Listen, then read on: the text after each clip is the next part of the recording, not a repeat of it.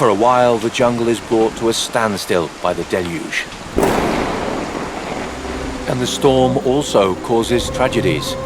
No amount of caution can prevent lightning from striking a young female deer. However, in nature, there is a fundamental rule. Every cloud has a silver lining, which translates as nothing is wasted.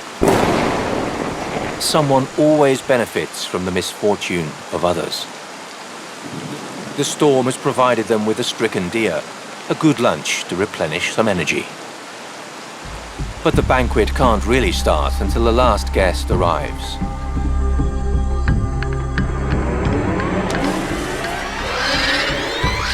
The king vulture is the most powerful of the American jungle's vultures.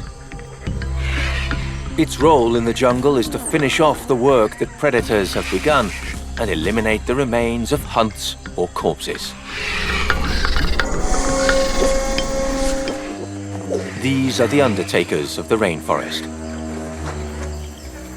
Their powerful beak allows them to slice through their food.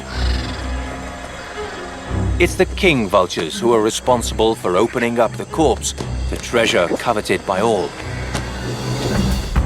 Without their offices, the black vultures would have no means of accessing the interior of the deer.